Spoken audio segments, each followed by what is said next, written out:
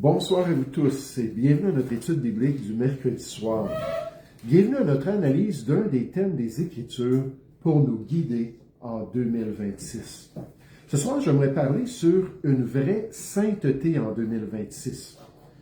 Une vraie sainteté en 2026. D'après la parole de Dieu, le thème de la sainteté est un thème vital pour chaque enfant de Dieu. La sainteté est un sujet biblique important pour le succès de l'année 2026 dans la marche chrétienne. Pour pouvoir, dans ce monde, avoir ce potentiel de plaire à notre Dieu alors qu'on marche d'une manière qui lui est agréable. Et on peut se poser la question ce soir, mais pourquoi? Pourquoi est-ce que la sainteté, c'est un sujet important? Et la réponse la plus claire, c'est parce que le Seigneur lui-même est saint. Le Seigneur lui-même est saint. En fait, il est parfaitement saint. La sainteté est une partie intégrale de son être et de sa nature. Le théologien Stephen Charnock rappelle que la sainteté est la gloire de la nature de Dieu. Et notre sainteté est notre beauté parce qu'elle est une ressemblance à celle du Seigneur. De même que le soleil se reflète dans une goutte de rosée, puis ça je pense que Mme Jutras apprécie cela, cette illustration, le soleil se reflète dans une goutte de rosée. La sainteté de Dieu doit se refléter dans l'âme du croyant.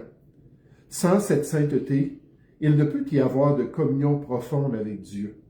Car comment la lumière pourrait-elle habiter avec les ténèbres? Ce n'est pas seulement un commandement arbitraire d'être saint, mais une nécessité dans notre relation avec Dieu. Nous devons être saints parce que celui qui nous a appelés est saint. La sainteté pratique est le vêtement indispensable pour paraître devant le roi des rois. Très bien dit. Cherchons ensemble le grand chapitre de la moralité du peuple juif sous la loi dans le livre de Lévitique au chapitre 19. Le livre de Lévitique au chapitre 19. Le chapitre par excellence des pratiques morales d'Israël d'après la loi de Moïse. Et dans ce chapitre-là, j'aimerais vous faire remarquer comment il débute avec un encouragement au peuple juif de vivre une vie sainte, une vie pure, de marcher selon les instructions de Dieu. Et ça, c'est basé sur le fait que Dieu lui-même est saint. À cause de sa nature, le peuple juif devait aussi être saint. Lévitique chapitre 19, verset 1.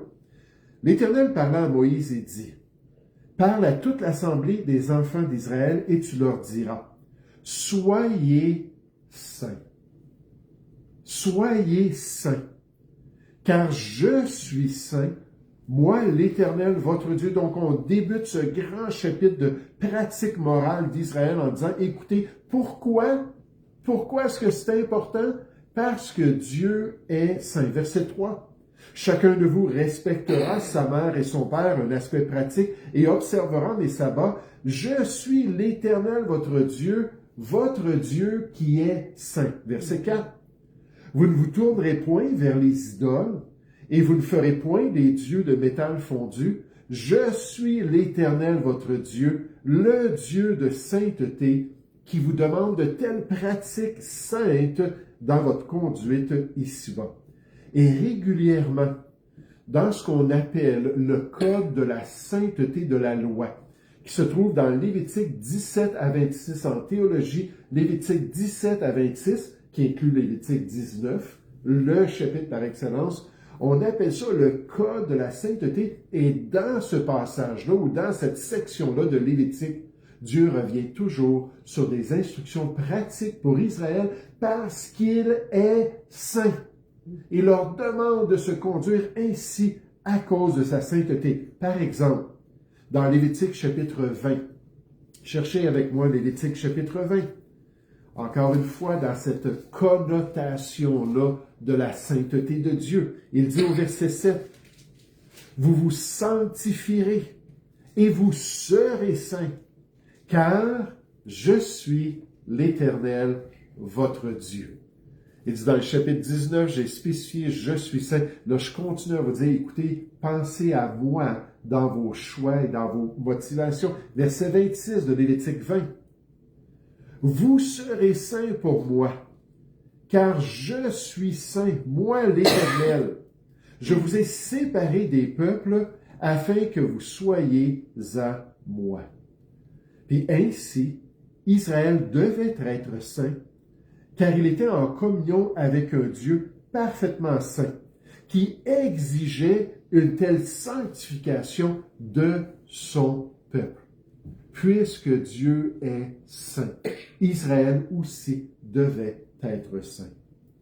L'obéissance que Dieu exige n'est pas celle d'un esclave envers un tyran, nous dit un pasteur, mais celle d'une créature envers son Créateur infiniment pur.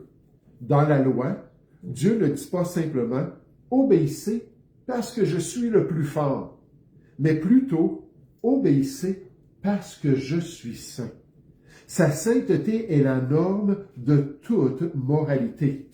Puisque nous avons été créés pour être en communion avec lui et que sa nature est une lumière sans ténèbres, la sainteté de notre vie est la condition nécessaire pour refléter sa gloire. La loi de Moïse n'est rien d'autre que la sainteté de Dieu transcrite en termes de conduite humaine, comme nous le rappelle le théologien et pasteur A.W. Pink. Pourquoi pour Israël? Parce que Dieu est saint. Israël aussi devait être saint. Cherchez avec moi 1 Pierre chapitre 1 dans le Nouveau Testament. 1 Pierre chapitre 1. Pour comprendre que cette exigence de l'Ancien Testament est de même répétée dans la Nouvelle Alliance. Qu'il n'y a rien de nouveau sous le soleil dans notre relation avec Dieu, comme le peuple de l'Ancienne Alliance devait être saint parce que Dieu est saint. Dans la Nouvelle Alliance, le peuple de Dieu doit aussi être saint parce que Dieu est saint. Puis dans un instant, je veux vous poser la question, ou je veux qu'on regarde cette question-là, mais comment est-ce qu'on peut avoir une vraie sainteté en 2026? On établit la norme, on établit le besoin, on regarde la priorité pour 2026.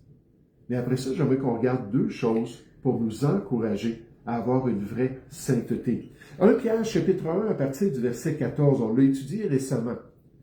1 Pierre 1, 14. Comme des enfants obéissants, ne vous conformez pas aux convoitises que vous aviez autrefois.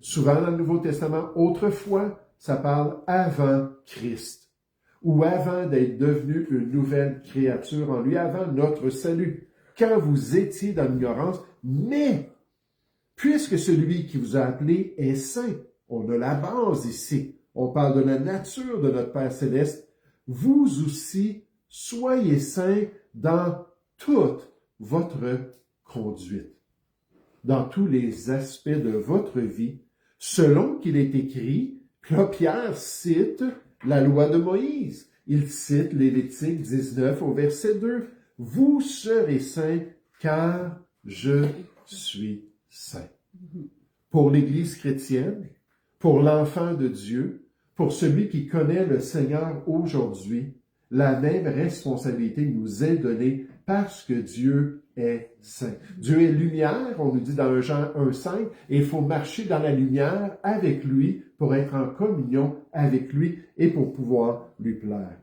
Le docteur Alexander McLaurin explique que lorsque Pierre cite le Lévitique en disant « Soyez saints car je suis saint », il jette un pont entre la loi de Moïse et l'Évangile de Christ. Il rappelle aux croyants que bien qu'ils soient libérés de la condamnation de la loi, ils ne sont jamais libérés du caractère de Dieu. Et que j'aime ces hommes-là, comment est-ce qu'ils rendent ça tellement clair. La sainteté n'est pas une relique de l'Ancien Testament que la grâce aurait rendue obsolète. Elle est le but ultime de cette grâce. Pierre nous enseigne que notre relation filiale avec Dieu ne nous autorise pas à la légèreté, mais nous impose au contraire une ressemblance familiale. Si le Père est saint, les enfants doivent l'être aussi. La sainteté de Dieu est à la fois le modèle que nous devons copier et la raison pour laquelle nous devons le faire pour pouvoir être comme notre Père céleste. Alors ce soir, du côté pratique, on peut se poser la question, comment avoir une vraie sainteté en 2026? Parce qu'on veut que ça soit authentique, on veut que ça soit réel devant Dieu, qu'il voit que dans sa sainteté, on ait le désir d'être comme lui, puis de pouvoir accomplir son plan en marchant dans une vie pure et une vie sainte. Comment faire ça en 2026? J'aimerais vous suggérer, premièrement, qu'il faut une position sainte devant Dieu. Il faut une position sainte devant Dieu. Ça, c'est la base. On ne peut pas vraiment avoir de sainteté devant Dieu si on n'a pas la position de sainteté devant lui. Cherchons un passage dans 1 Corinthiens chapitre 1 qui nous explique ça. 1 Corinthiens chapitre 1. Je trouve ça intéressant que l'Esprit de Dieu ait guidé l'apôtre Paul à parler de la sainteté à la pire Église du Nouveau Testament. L'Église qui était la plus loin du plan de Dieu. L'Église qui était la plus corrompue. Et pourtant, l'apôtre Paul leur rappelle cette position de sainteté que ces chrétiens avaient en Jésus-Christ. Regardez ça avec moi. On était là tout à l'heure, 1 Corinthiens, chapitre 1, verset 1. Paul, appelé à être apôtre de Jésus-Christ par la volonté de Dieu, et le frère Sostène, à l'Église de Dieu qui est à Corinthe, à ceux qui ont été sanctifiés en Jésus-Christ, saints par vocation, et à tous ceux qui invoquent en quelque lieu que ce soit le nom de notre Seigneur Jésus-Christ, leur Seigneur est le nom, donc c'est pour tous les chrétiens. Que la grâce et la paix vous soient données de la part de Dieu notre Père et du Seigneur Jésus-Christ. Maintenant, remarquez au verset 2, et comme c'est important, pour avoir une vraie sainteté en 2026, on ne doit pas négliger cette réalité, que ça prend la position de saint en Jésus-Christ pour être acceptable devant Dieu. Verset 2. Regardez comment Paul décrit les vrais chrétiens de Corinthe. Il dit qu'ils ont été sanctifiés en Jésus-Christ. Ils ont été sanctifiés en Jésus-Christ, donc à un moment donné dans leur vie, ils ont reçu la sainteté de Dieu qui se trouve en Jésus-Christ. Le verbe au participe parfait en grec parle d'un événement passé qui est complété, achevé, réglé. C'est fait, c'est terminé. Donc, on a été sanctifié, on a été rendu saint en Jésus-Christ, mais avec des effets qui sont présents, qui sont futurs et qui sont fixes, qui ne changent pas. Qu'est-ce qu'on est en train de nous dire ici? C'est que la personne qui est sauvée, la personne qui a cru en Jésus-Christ, les Corinthiens qui se sont vraiment repentis, qui se sont tournés vers la bonne nouvelle, ils ont été mis à part par le salut en Jésus-Christ, sanctifiés dans une relation avec Dieu. Ils ont une position de saint, entre autres, parce qu'il y a toutes sortes d'autres aspects de leur salut qui s'est produit instantanément lorsqu'ils ont cru en Christ.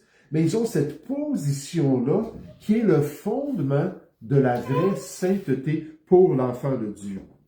Ce passage rappelle que l'être humain, qui est souillé en lui-même, impur devant le Dieu 3 fois saint, doit recevoir la sainteté parfaite de Jésus pour avoir cette position de saint devant le Seigneur. Position qui s'accomplit seulement par la grâce de Dieu au moment du salut. Lorsqu'une personne reconnaît son péché, lorsqu'une personne reconnaît sa souillure morale et spirituelle devant le Seigneur et demande la vie éternelle, demande le salut, la purification par l'œuvre de Christ sur la croix, à ce moment-là, il est mis dans cette position-là de saint devant Dieu. Il reçoit la sainteté de Jésus-Christ une fois pour toutes. Et peu importe ce qui se passe après dans sa vie, il est saint devant le Seigneur. Le pasteur Charles Spurgeon confirme que le croyant est autant sanctifié en Christ qu'il est justifié. Sanctifié ou il est autant saint en Jésus-Christ. Par son union avec le Seigneur Jésus, Il possède une sainteté parfaite devant Dieu. Cette sainteté ne dépend ni de ses sentiments, ni de ses victoires sur le péché, ni même de son progrès dans la grâce de Dieu. Elle est le fruit glorieux de son identification à celui qui est la sainteté même, quand il a été sauvé. Si vous êtes en Christ, vous êtes aussi saints aux yeux de Dieu que Christ lui-même est saint, car vous êtes revêtus de sa justice. Dans 1 Corinthiens 1 au verset 30, vous pouvez y aller, c'est dans le même chapitre, on confirme cette vérité en disant « Or, c'est par lui, en parlant de Dieu le Père, que vous êtes en Jésus-Christ, en parlant des chrétiens, qui, par la volonté de Dieu, on parle de Jésus-Christ, de son œuvre, a été fait pour nous, grâce à ce salut, sagesse, justice, sanctification, on pourrait dire sainteté et rédemption. Et en Jésus-Christ, nous sommes devenus saints. Dieu nous voit comme étant saints, purs, sans tache en lui. Et ça, c'est la première étape pour avoir une vraie sainteté en 2026. On ne peut pas sauter cette étape. On parlait avec des chrétiens récemment des Amish. Les Amish, qui est un groupe religieux très conservateur aux États-Unis, puis en Pennsylvanie, où Michael et Mélanie et Elliot habitent, on en a côtoyé, on en a vu à quelques reprises. Puis bien souvent, dans les Amish, ça peut varier dans cette dénomination-là, qui se disent chrétiens. Mais bien souvent, leur perspective, c'est le fait de ne peut-être pas avoir d'électricité, c'est pas tous les Amish qui rejettent l'électricité, de se promener dans un genre de chariot avec un cheval, de faire de l'agriculture de la vieille manière avec des chevaux, puis ainsi de suite, puis d'avoir des vêtements, puis un style vestimentaire, puis ainsi de suite, différent des autres, qu'à cause de leur sainteté pour Dieu, puis leur pratique d'une vie pure et sainte, selon leur conception de la volonté de Dieu, qu'ils vont gagner leur salut. Qu'ils vont aller au ciel un jour à cause de tous leurs efforts. Vous savez, ce qui manque à ce groupe-là, comme à bien d'autres groupes, c'est qu'ils n'ont pas la position en Jésus-Christ. Puis sans la sainteté qui se trouve dans le salut en Jésus-Christ, il n'y en a pas d'accès au royaume de Dieu. Il n'y en a pas de vraie sainteté devant Dieu. Pour avoir une vraie sainteté en 2026, il faut être sauvé. Il faut mettre sa confiance entière dans le sacrifice de Christ au Calvaire. Il faut admettre notre état personnel coupable et demander la justice et la sainteté de Jésus-Christ alors qu'on fait ce transfert-là de notre culpabilité, de nos péchés, pour recevoir sa justice et recevoir cette sainteté-là qui se trouve en lui. C'est la première étape et c'est l'étape la plus importante pour l'année 2026. Maintenant, toujours dans 1 Corinthiens chapitre 1, revenez au verset 2. 1 Corinthiens chapitre 1, parce que Paul n'a pas fini avec les Corinthiens. En fait, l'exhortation va durer jusqu'à la fin de la deuxième épître aux Corinthiens. Il dit au verset 2, « À l'Église de Dieu qui est à Corinthe, à ceux qui ont été sanctifiés en Jésus-Christ, c'est le plus important, c'est réglé, c'est fait. Quand on est sauvé, c'est complété. » Puis ensuite, on dit à ces gens-là qu'ils sont saints par vocation. Saints par vocation ou appelés maintenant à vivre une vie de sainteté. Et à tous ceux qui invoquent en quelque lieu que ce soit le nom de notre Seigneur Jésus-Christ, leur Seigneur est le nôtre. Pour avoir une vraie sainteté en 2026, je vais dire 25, merci que 2025 est parti, 2026, il faut une pratique de la sainteté devant Dieu. Il faut une pratique de la sainteté devant Dieu. Verset 2 encore, à ceux qui ont été sanctifiés en Jésus-Christ, qui ont cette position-là de sainteté devant Dieu, ils sont quand même saints par vocation ou appelés à être saints dans leur conduite de tous les jours.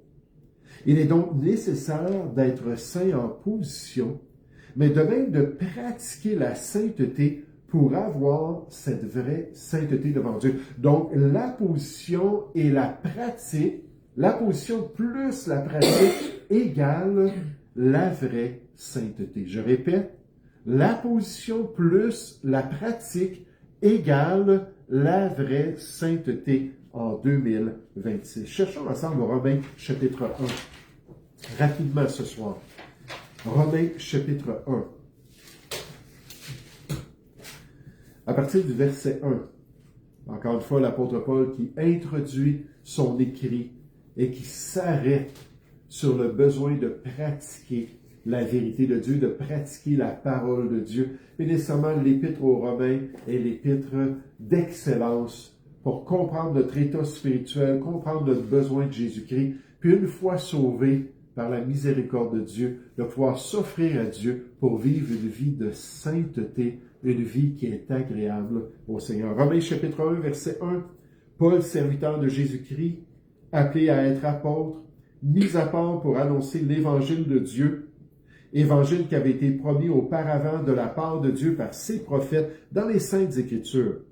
L'évangile concerne son Fils, né de la postérité de David selon la chair, déclaré Fils de Dieu avec puissance selon l'esprit de sainteté, par sa résurrection d'entre les morts, Jésus-Christ, notre Seigneur. Par lui, nous avons reçu la grâce et l'apostolat, pour amener en son nom à l'obéissance de la foi tous les païens, pour prêcher le message qui va permettre à cette position de sainteté d'être établie par le salut en Jésus-Christ. Verset 6. Parmi lesquels vous êtes aussi, vous qui avez été appelés par Jésus-Christ, à tous ceux qui à Rome sont bien-aimés de Dieu, saints par vocation. Saints par vocation, appelés à la sainteté, appelés à vivre une vie pratique sainte devant Dieu. Que la grâce et la paix vous soient données de la part de Dieu notre Père et du Seigneur Jésus-Christ. Il y a une grande différence entre la sainteté de position et la sainteté de vie. La première est parfaite et immuable, celle qui est la position. La seconde est un combat quotidien. Nous gémissons souvent sous le poids de notre imperfection, mais cela ne doit pas nous faire douter de notre appartenance à Dieu parce que la position ne change pas. La véritable marque d'un chrétien n'est pas l'absence totale de péché, mais un désir ardent et croissant de ne pas pécher et une lutte constante pour aligner sa vie sur la volonté de notre Maître, nous dit le pasteur J.C. Ryle. J'aimerais ça juste qu'on puisse se partager une petite charte, juste rapidement, puis je vais la mettre là, sur Internet, j'ai oublié de la mettre pour que les gens puissent la voir, qui fait une comparaison des sanctifications qu'on vient de voir ou des différentes saintetés qu'on vient de voir ce soir. Puis donc, cette comparaison-là qui nous aide à comprendre ces deux aspects-là, c'est un petit peu un résumé ce soir. Comparaison des sanctifications caractéristiques, le moment pour la sanctification positionnelle ou la sanctification en position. Quand est-ce que ça commence? Quand est-ce que ça se manifeste? C'est à la conversion ou au salut en Jésus-Christ et c'est immédiat. Dès qu'on est converti, dès qu'on est sauvé, on reçoit cette position-là. Tandis que le moment de la sanctification pratique, c'est tout au long de notre vie. C'est progressif. On n'arrêtera jamais de changer. On n'atteindra jamais la perfection. Paul, dans Philippiens chapitre 3, après des décennies de vie chrétienne, a dit « Je n'ai pas atteint la perfection ». Cette pratique de la sainteté doit continuer tout au long de notre vie. Il ne faut pas atteindre un plateau spirituel. Il ne faut pas penser qu'on est dans une élite spirituelle. Il faut continuer à lutter pour accomplir la volonté de Dieu. Maintenant, le statut de la sanctification positionnelle ou en position, c'est parfait en Christ. Remarquez, en Christ. C'est lui l'agneau sans défaut et sans tache du Seigneur qui a donné cette position-là en Jésus-Christ. Tandis que la sanctification pratique, c'est imparfait en nous-mêmes. La Bible nous dit que nous bronchons tous de plusieurs manières. Puis donc, on va tendre, on va lutter, on va combattre pour vivre une vie sainte, mais il va toujours y avoir des imperfections. Je pensais aux qualifications pastorales dans Timothée 3 puis dans Tite 1, puis aussi la qualification pour les diacres dans Timothée 3. Et je suis tellement reconnaissant que jamais ça parle de perfection pour pouvoir être dans le ministère chrétien. Parce que si c'était le cas, il y aurait personne dans le ministère chrétien. Vraiment personne. Maintenant, regardez la sécurité comme caractéristique. Pour la sanctification en position, c'est immuable et même éternel. C'est pour toujours. On a cette position. Jamais les Écritures disent « Ok, Dieu a décidé de vous enlever votre sainteté. Vous n'êtes plus saint en Jésus-Christ. » C'est vraiment pour toujours. Puis la sanctification pratique, cette sécurité-là, c'est sujet à la croissance ou au déclin. Soit qu'on va aller de progrès en progrès, ou on va devenir rétrograde d'après nos choix en 2026. Et c'est pour ça qu'une fois qu'on a la position, il faut être prêt à avoir la pratique. Il ne faut pas avoir peur de changer notre vie et de pratiquer ça. L'agent derrière la sanctification positionnelle, c'est Christ seul. C'est seulement par lui et à cause de lui que cette sainteté nous est donnée, tandis que dans la pratique, c'est l'Esprit de Dieu en nous, l'Esprit Saint, avec notre coopération. Soyez saints, car je suis saint, moi, l'Éternel, votre Dieu. Dieu nous appelle à choisir d'être saints dans ses voies. De continuer 2 Corinthiens 7 au verset 1, à nous purifier de toute souillure de la chair et de l'esprit, en achevant notre sanctification nécessairement dans la gloire, mais en allant vers ce progrès-là dans la crainte de Dieu, avec un grand respect pour notre Dieu qui est saint. Oh, soyons certains d'avoir la sainteté en position devant Dieu grâce au salut en Jésus-Christ. Ce sera la base d'une vraie sainteté. Puis alors que nous sommes certains, alors que nous avons réglé ça, mais qu'on puisse aussi avoir une marche dans la sainteté pour plaire de plus en plus au Seigneur. Nous allons prier ensemble. Oui, Père Céleste, on te remercie pour cette étude ce soir. On te remercie pour ce défi en 2026 d'examiner nos cœurs, de regarder si nous sommes dans la foi, si nous avons cette position de sainteté, si nous sommes saints devant toi. Et nécessairement, Seigneur, tu nous le montres, nécessairement, tu rends témoignage à notre esprit pour nous montrer si nous sommes réellement un enfant de Dieu. Et Père, ensuite, en tant que chrétien, en tant que saint pour le Seigneur, aide-nous à poursuivre la sainteté. Aide-nous à désirer changer de plus en plus en 2026 pour avoir une vraie sainteté devant toi. Ô Seigneur, de progrès en progrès, et par ta grâce, nous te prions, au nom du Seigneur Jésus. Amen.